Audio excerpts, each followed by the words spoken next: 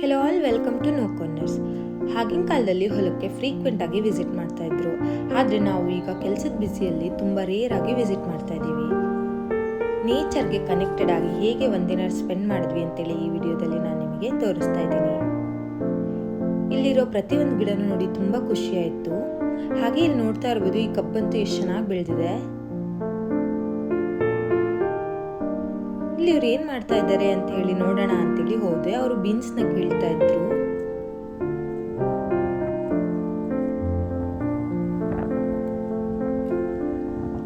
ಇಷ್ಟು ಬೀನ್ಸು ಕಿತ್ರೆ ಒಂದ್ ಚೀಲ ಆಗತ್ತಂತಷ್ಟೇ.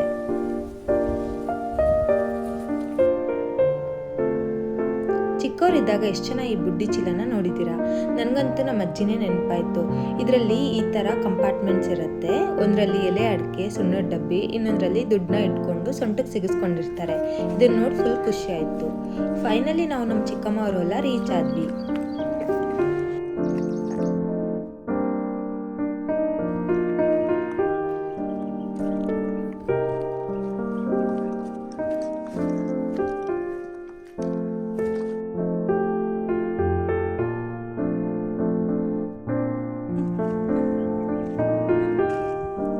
ಇನ್ನೇನು ಮಳೆಗಾಲ ಸ್ಟಾರ್ಟ್ ಆಗುತ್ತೆ ಅಂತೇಳಿ ಬೀಜ ಬಿತ್ತನೆ ಮಾಡಿಸ್ತಾ ಇದ್ರು.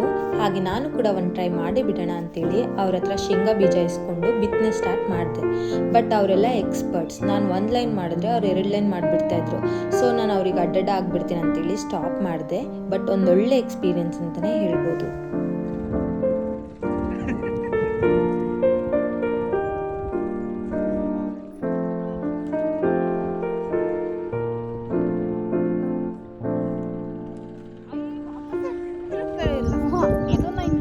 ಅದಕ್ಕೆ ಹಾಕೊಂಡು ರೀಫಿಲ್ ಮಾಡ್ಕೋಬೇಕು.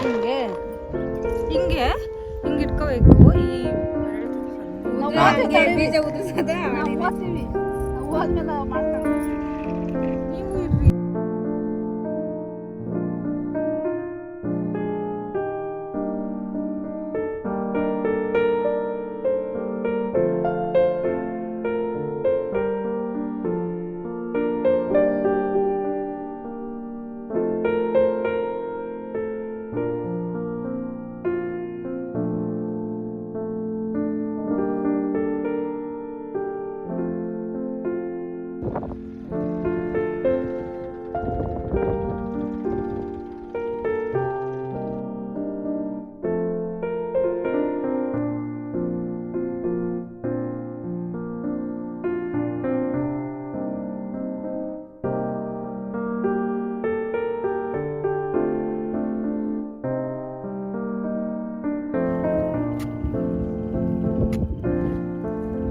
ಎರಡು ಮೂರು ಹಾಕ್ತಿದ್ದೀರಾ ಚಿಕ್ಕಮ್ಮ? ಅದ್ರಾಗ ಯಾವ್ದಾರು ಬರ್ಲಿ.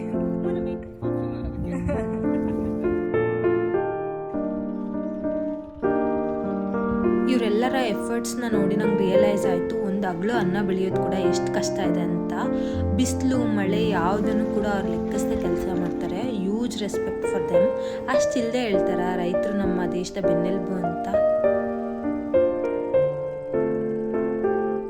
ವೀಕೆಂಡ್ಸಲ್ಲಿ ಮಕ್ಕಳನ್ನ ರೆಸಾರ್ಟ್ಸ್ ಅಥವಾ ಮಾಲ್ಗೆ ಕರ್ಕೊಂಡು ಹೋಗೋ ಬದಲು ನಿಮಗೆ ಗೊತ್ತಿರೋರು ಯಾರ್ದಾದ್ರೂ ಹೊಲಕ್ಕೆ ಕರ್ಕೊಂಡು ಹೋಗಿ. They will also get to know the values. ಹಾಗೆ ನೇಚರ್ ಜೊತೆ ಕನೆಕ್ಟೆಡ್ ಆಗಿರ್ತಾರೆ. ಮಣ್ಣಲ್ಲಿ ಆಟ ಆಡೋದಾಗಿರ್ಬೋದು, ಮೊಬೈಲ್ನ ಬಿಟ್ಟು ಸ್ವಲ್ಪ ಹೊತ್ತು ನಮ್ಮ ಜೊತೆಲಿ ಕೂಡ ಇಂಟ್ರ್ಯಾಕ್ಟ್ ಮಾಡ್ತಾರೆ. ಹಾಗೆ ಅವ್ರ ಕೈಯಲ್ಲಿ ಒಂದು ಚಿಕ್ಕ ಗಿಡನ ನೆಡೆಸಿ ಆ ಗಿಡ ಕೂಡ ಅವ್ರ ಜೊತೆಲಿ ಬೆಳೀತಾ ಹೋಗುತ್ತೆ. ಹಾಗೆ ನೇಚರ್ಗೆ ಕೂಡ ಇಂಡೈರೆಕ್ಟಾಗಿ ಅವರು ಕಾಂಟ್ರಿಬ್ಯೂಟ್ ಮಾಡಿದಾಗುತ್ತೆ. ನನಗೂ ಇದನ್ನೆಲ್ಲ ನೋಡಿಬಿಟ್ಟು ನಾವು ಕೂಡ ಒಂದು ಚಿಕ್ಕ ಭೂಮಿಯನ್ನು ಬೈ ಮಾಡಬೇಕಂತ ಅನ್ನಿಸ್ತು. ನಾವು ಕೂಡ ಏನಾದರೂ ನೇಚರ್ಗೆ ಕಾಂಟ್ರಿಬ್ಯೂಟ್ ಮಾಡಬೇಕು. ನಮ್ಮ ಕೈಯಲ್ಲಿ ಆದಷ್ಟು ಬೆಳೆನ ನಾವೇ ಬೆಳೆದು ತಿನ್ನಬೇಕು. ರೈತರನ್ನ ಯಾರೂ ರಿಪ್ಲೇಸ್ ಮಾಡೋಕ್ಕಾಗಲ್ಲ. ನಮ್ಮನ್ನು ನಾವೇ ಬೆಳಿಬೇಕು, ನಾವೇ ತಿನ್ನಬೇಕು.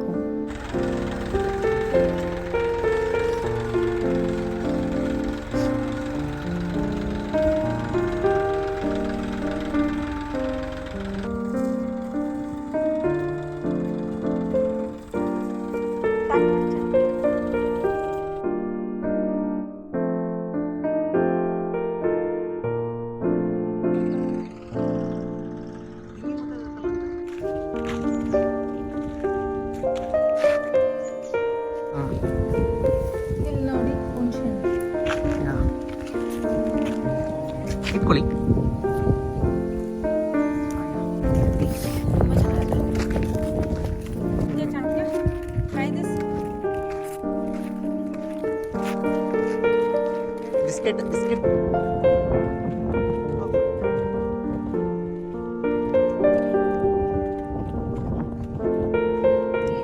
ಹುಟ್ಟಿದ್ರೆ ಮುನಿನ ನೋಡಿದ್ರ ಇಲ್ಲಿ ನೋಡಿ ತೋರಿಸ್ತೀನಿ.